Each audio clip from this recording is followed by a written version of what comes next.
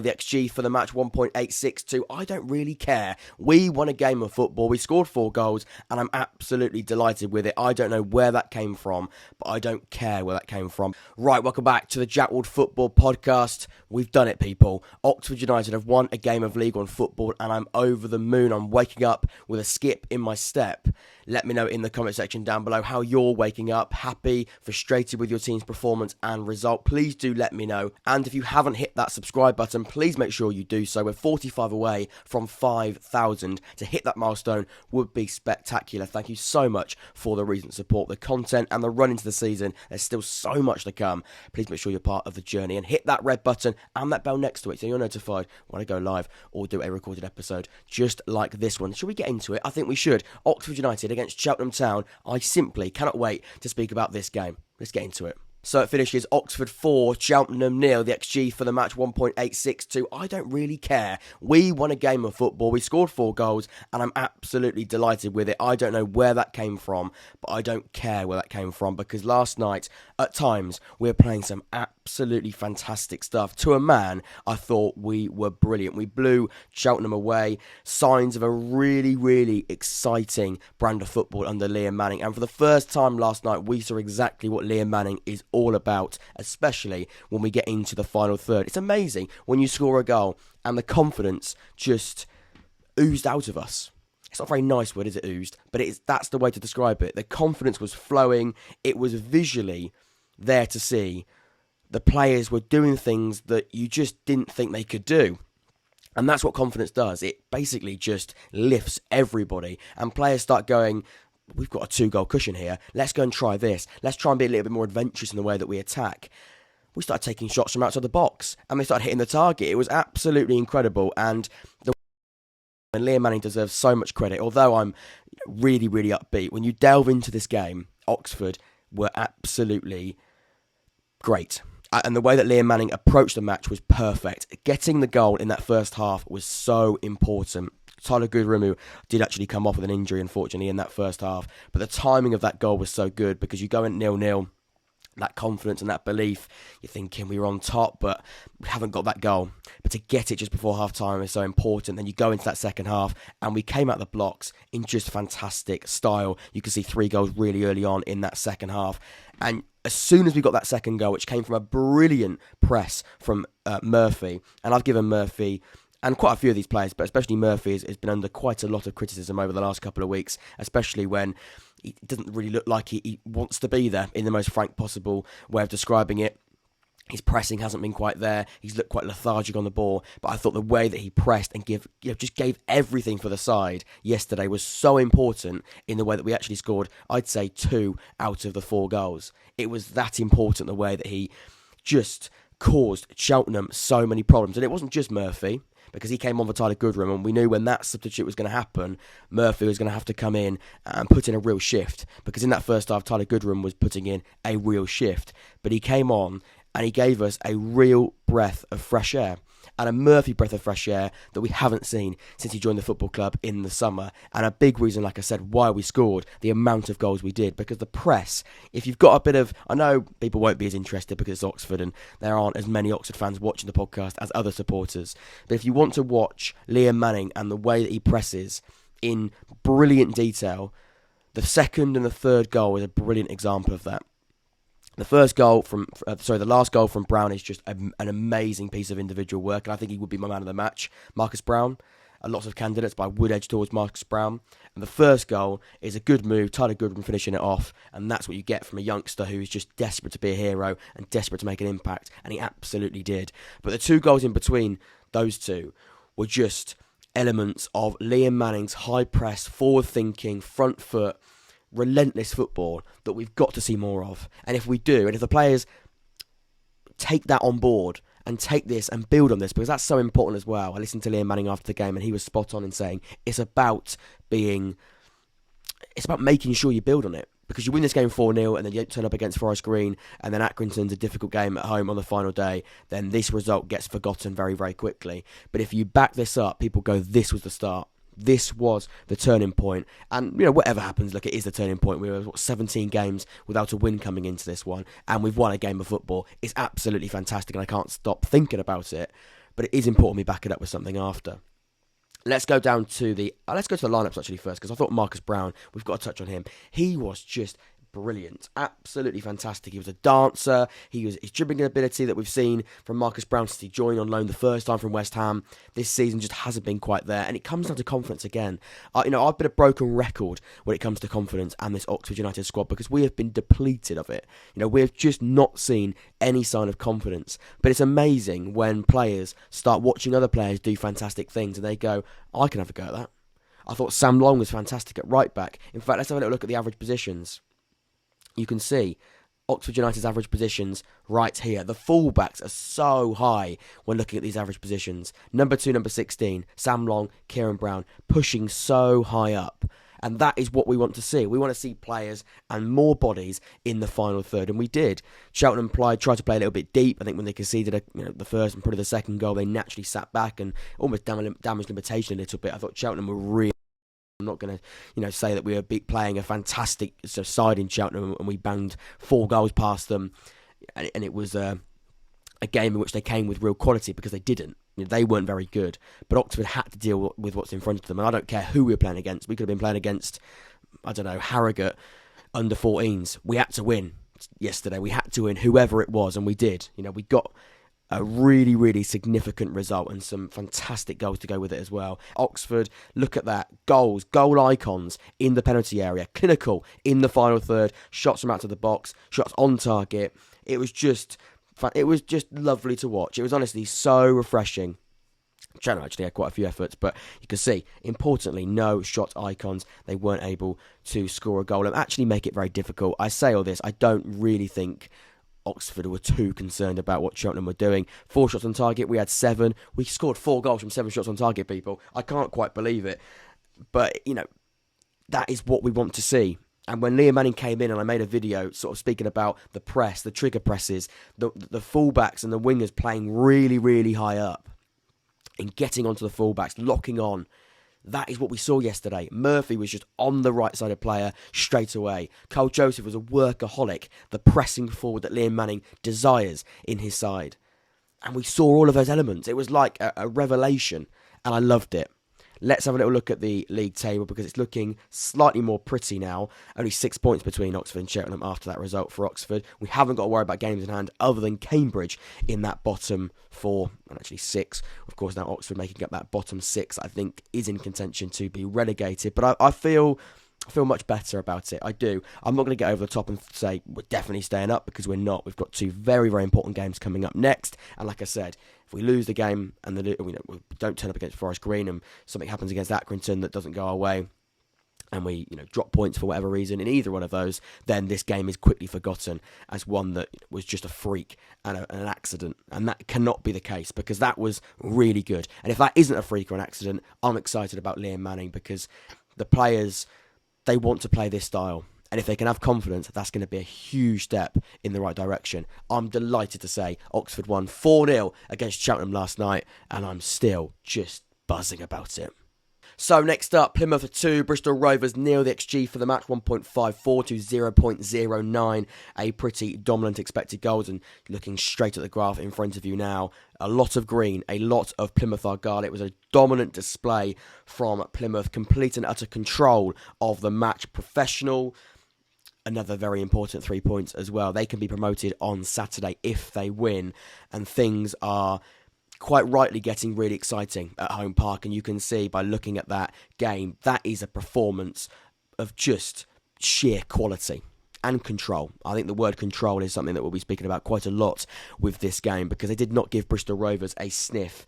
We've got to speak about the red card. The red card it was in the first half, wasn't it? The 26th minute. That is going to give them a huge disadvantage, and you cannot be down to 10 men for that long against a side like Plymouth, who are playing some fantastic stuff, and they could have had more. They had 25 shots, 7 on target. Possession-wise, completely controlled the game. It was actually a little bit more even before that red card, and then as soon as you go down to 10 men, I don't think Bristol Rovers even stepped foot in the penalty area. But like I said, that red card is important and is defining, because at 0-0, that game, Rovers can cause, they've got the players there to cause difficult moments for Plymouth. But if you have and you give them that numerical advantage, it's game over, and you're going to be giving them such an advantage that you cannot get back from.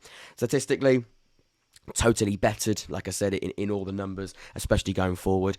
Possession-wise, look, we speak about possession. It's not that important. It's about what you do with the ball. But when you have 69% possession, 25 shots, 7 on target, score 2 goals, defensively, not a problem, and called upon when needed, but never really needed, it's going to be a good evening for you. And Plymouth felt that extremely well. And then looking at the shot map here, a lovely look if you're a Plymouth fan. Shots from in and around the penalty area, the 2 goals coming from inside the box. A confident Plymouth display in front of goal. As for Bristol Rovers, a pretty depressing look. 2 shots in the box didn't go on target. A shot from out of the box in the second minute of injury time did hit the target. It took injury time for Bristol Rovers to have their first shot on target. Not a very good look, but going down to 10 men. Any chance of rhythm and control and just end product with a goal goes out the window pretty quickly when you give Plymouth that huge advantage of an extra man. This did feel like quite a defining night for Plymouth, and what I mean by that is a champion performance. It's a champion performance where a team is going to come at you, and we know Joey Barton and the way that he likes to play a physical, strong nuisance of a side. A side that actually, if I was going to sort of be a little bit concerned about Argyle, I probably would say Rovers. It's one of those where it's definitely not easy. It's not going to be easy whatsoever. Of course, circumstances and game state played a massive part, and having an extra man is quite a big one, but you still felt the way they approached the game, and even with 11 men, I think Plymouth win this game comfortably. And then we're looking at the average positions here. You can see Plymouth very well structured, playing with a high line. Number 6, Dan Scarr, is the final Plymouth defender in that back 5, but again, he's in a very advanced position for a central defender, and again, bodies forward. Ballymumba, who is the right wing back in this system, is playing alongside the attacking midfielder Danny Mayer. 95 points. I'm going to say they're going to get over 100 points, and they are in control. Plymouth, they are in control to go on and win the title. Bristol Rovers 15th in the league, 3 straight defeats for them, 52 points. They are safe. So in the grand scheme of things, does this really matter? But of course, turning up in a game is important. It finishes Plymouth 2, Bristol Rovers 0. A dominant display from Stephen Schumacher's side. So next up, Bolton 0, Accrington 1. The XG for the match, 1.15 to Accrington's 0.55. A shock result in Sky Bet League 1 last night, and a shocking blow for Bolton in their ongoing playoff race. And I'd say same old Bolton Wanderers and inability up top. They can't finish their dinner. And when you look at the graph in front of you now, Bolton were on top. They were controlling the game, but punished with one chance just before half-time. You can see where the goal came. They just did get punished, and when you miss the amount of chances that they did, and you do concede a goal, you're going to be in trouble. And Bolton yesterday were in trouble, because in the end, they come away with nothing at home against a struggling Accrington side.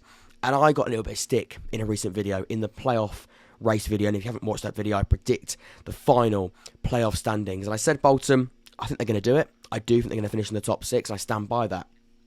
But I was concerned about the amount of goals they were scoring and the XG they were creating. And somebody, I think it was a Bolton Wanderers fan, that said, football's all about goals and not just expected goals. Got to be creating more. And expected goals is all about creating chances. And once again, 1.15, look, it's okay. It's better than other games. But if you don't take those chances and you don't create more, and you do consider chance, I think this result was around the corner for Bolton. And once again, this might sound a little bit harsh. I'm not going at just set of players, and they've had a good season. They're in the playoff places. But I do think this result was coming. They've relied on recent weeks not scoring many goals and hoping the opposition won't score. Cambridge, they got capitalised on. Oxford, they got away with it because we had nothing up top. And, they scored an early goal, defended, sat back, allowed pressure. We should have got something from the game, but we haven't got a striker. We weren't scoring goals on that day, and we weren't able to make the most of the chance that we had, and therefore Bolton got away with it. But in this game, it didn't work. And that game plan, whether it's a game plan, whether it's, I don't know what it is, and injuries, of course, play a part, but I'm not quite sure what it is. Is it a game plan for me and Everett? Because if it is, it's quite a strange one. But you can see it just was not really working. 67% possession, less shots than Accrington, of course, more on target, and you'd say going forward, they did have enough chances to win the game. I thought Dion Charles was a really good one-on-one in the first half. Shona Shiratire pretty should have converted in the second half, but they had chances. They did have chances, but on the ball, there's just a lack of ideas. There's a lack of ideas, and I think, like I said, there were chances to win the game, and they should have got more than nothing from the match, and they had enough chance creation for that to happen. But I do think they could be a little bit more adventurous and experimental in the attacking areas of the pitch, because nothing was really working. It was like, that's not going to work, let's try it again. That's not going to work, let's try it again. I think they've got to try and be a little bit more creative and adventurous the way that they attack. That's just purely from a neutral perspective. Bolton fans, let me know. But a mix of clinical edge and a lack of chance creation is a recipe for disaster. Both of those things, and you don't do both of those things, you're going to be in a bit of a problem. You're going to get yourself in a bit of a pickle. And yesterday, they found themselves in that exact pickle. You can see by looking at the average positions as well. Clear game plan from John Coleman. He's an experienced manager. He's been in this league a long time, and he knows what Accrington had to do to get something from the match. Was it going to work?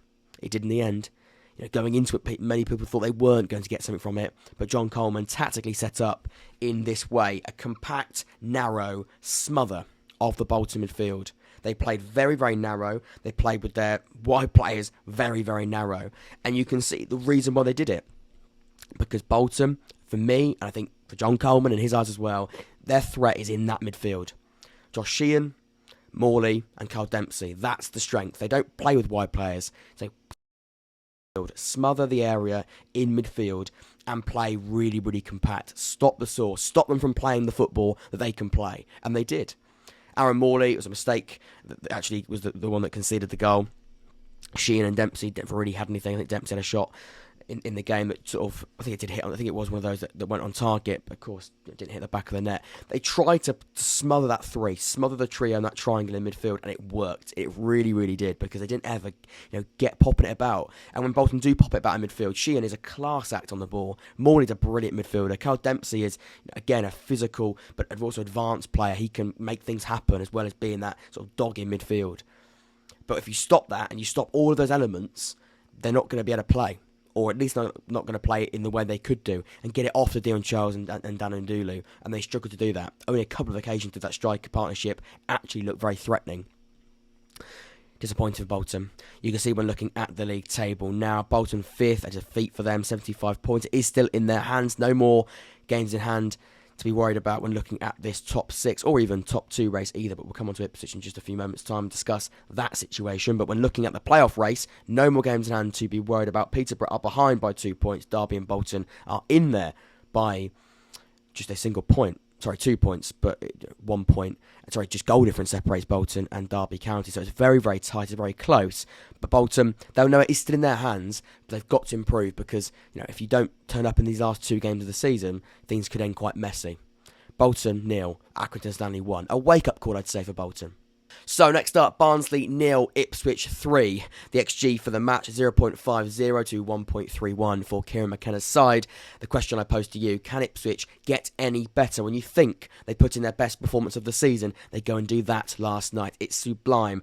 Barnsley are no mugs, but Ipswich just cruised past them last night. And you can see by looking at the momentum graph in front of you, Barnsley, they tried their best. And in the first half, I'd say they were the better side, but it comes down to just Ipswich being on a different level, and final product in that half where Barnsley were popping it about, were looking pretty good, looked in control. They conceded 2 goals right at the end, and that is just impossible to come back from. I don't like using that word because anything can happen in football, anything is possible in football, but right now the confidence, the run that Kieran McKenna's side are on, I really don't think it is. The second half, Barnsley, as expected, came out with very little confidence, and Ipswich controlled the game. Should have had 4, a missed penalty from George Hurst, who had a brilliant game, and we're going to come on to his performance in just a second. I know he did miss a penalty, but I thought generally every single player, to a man once again, they were just on a different level. Controlled and professional, 2 words to describe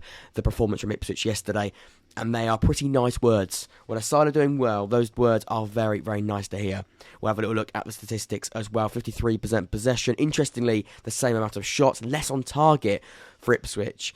And, it's not a battering. It really is not a battering when looking at the numbers, but it comes down to quality and confidence. I think a side playing with that amount of confidence, I know Barnsley have got an incredible home record, but they've just got a different level of quality. They are just a little bit too good for the league.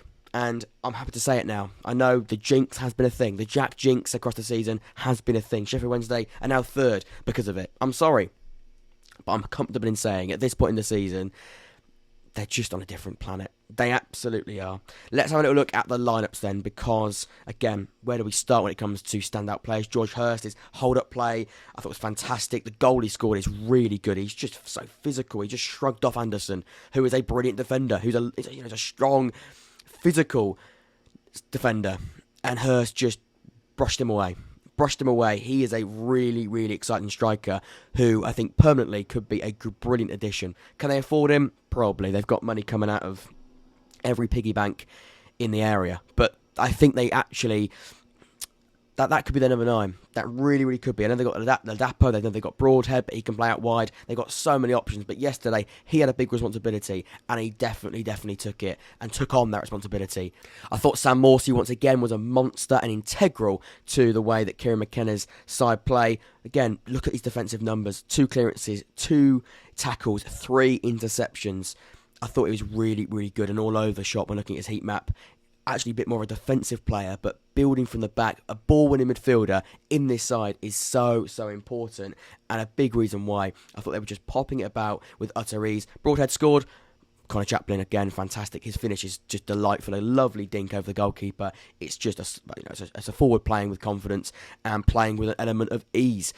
And he knows what he wants to do. Walton, demanding the area once again. Back line, when called upon, fantastic. Wolf Enden, I thought, had an outstanding game. When we look at these beautiful standings when you're an Ipswich fan right now, second in the league, not top yet, but Plymouth, if they slip, there's a real chance they win the title. But even if they don't, Plymouth, fair play to them. We've said how good they've been. Ipswich, they have one aim, and that is to get out of Sky Bet League One, and they are one win away from doing it on Saturday. They can be promoted. As for Barnsley, I think they are out that top 2 race now, but they're going to be playing playoff football. All focus on that. Disappointing with their result and performance yesterday, but ultimately they're playing against a much better side. 85 points. It's still been a sublime season, and the level of just quality at the top end of the League One table is there for everybody to see.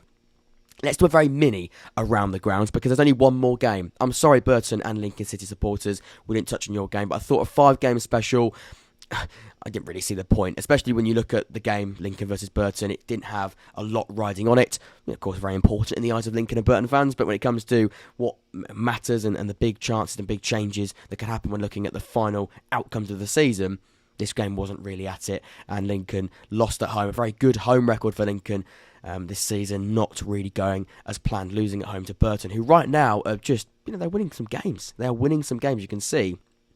A little bit inconsistent, but 2 wins in the last 5. A really good win against Sheffield Wednesday recently as well, 3-2. I think they've been a really quite underrated side in the last couple of weeks. They're just sort of going about their business. Not incredible, but just sort of picking up points and frustrating opposition. So Burton, they do deserve credit. Lincoln, frustrated as well. That is the current league table. Much nicer down the bottom there for a certain someone. And at the top end as well, it's very, very competitive and can be wrapped up in some ways next weekend. Until next time, I've been Jack. This has been the Unfan Podcast. Please make sure you subscribe. We're so close to 5k, 45 away. Make it happen, people. Thank you so much, and I will see you all very, very soon. Take care.